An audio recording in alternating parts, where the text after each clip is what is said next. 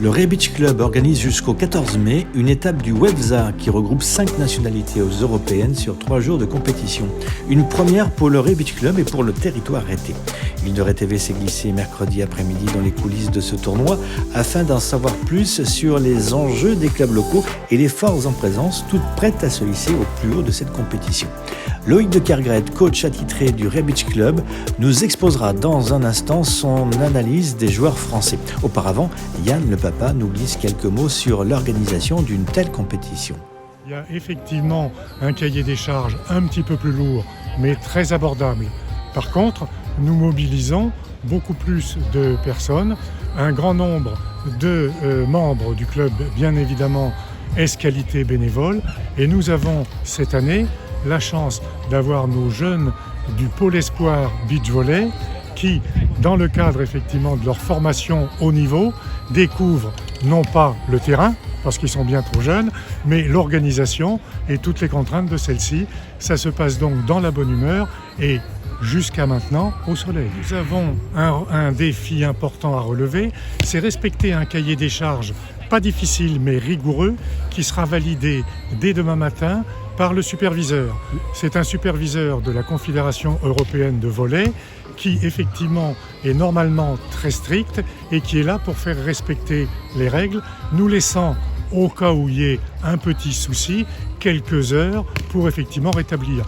Mais nous pensons que là, nous sommes effectivement déjà bien avancés et que tous les membres de l'organisation, les officiels que nous recevrons dès demain matin et les joueurs que nous accueillerons demain soir seront ravis effectivement de découvrir ce site en configuration compétition internationale. Île de Ré TV, l'actualité rétaise.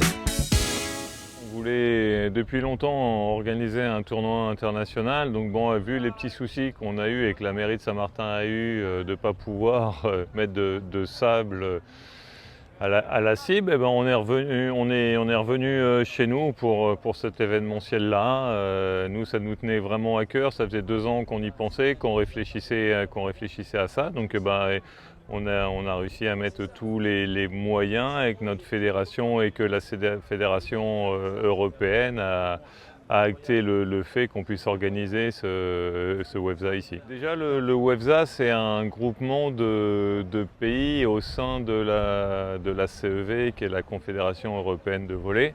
Donc les 8 pays du WEFZA, ce sont, on va le prendre dans l'ordre, Portugal, Espagne, Italie, Suisse, Allemagne, Hollande, Belgique et nous. Donc voilà, ça représente 8 pays. Sur les 8 pays, alors après on a le droit d'avoir d'autres pays hors WEFZA uniquement si le tournoi n'est pas complet. Comme notre tournoi est complet, il y a eu des Lituaniens qui sont inscrits, il y avait des Israéliens qui se sont inscrits, donc eux qui n'ont pas eu l'invitation à venir là parce que notre tournoi était complet.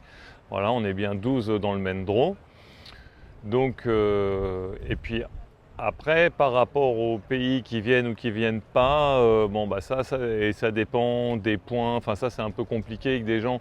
Alors, en même temps, il y a aussi d'autres événements que le nôtre. Voilà, on pensait avoir des Portugais parce qu'en plus, on a une ligne directe de Porto, donc c'est pas très compliqué. Et les Hollandais? Mais, alors, c'était les Hollandais. Le problème, c'est qu'il y en a un des deux qui s'est blessé. Donc en fait voilà, ils devaient être là, mais il y a 3 semaines il s'est blessé, ils peuvent pas, il n'est pas prêt à reprendre, donc voilà, c'est pour ça qu'ils se sont sortis de la liste. Donc sinon, toutes les autres équipes étrangères sont bien présentes. Par exemple sur les paires féminines, là on a fait un entraînement juste avant avec la paire suisse, qui est également une grosse paire. Chez les femmes.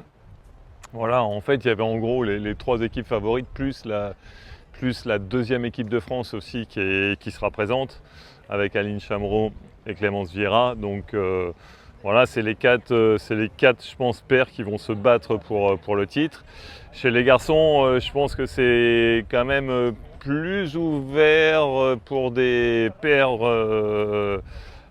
françaises parce que les Belges, je les connais pas tous, on va voir le niveau j'arrive pas vraiment à me rendre compte. Ils vont s'entraîner ce soir. Bon, malheureusement, je serai pas là. Je suis en train d'aller chercher le superviseur à Nantes. Mais bon, je les verrai demain et ils s'entraînent également. Voilà, après, il y a toutes les meilleures paires françaises qui sont là. Donc ça, je pense qu'une équipe, j'espère avoir allez, au moins 4 équipes françaises sur 6 sur le podium. Ouais, je crois qu'on a 5 paires.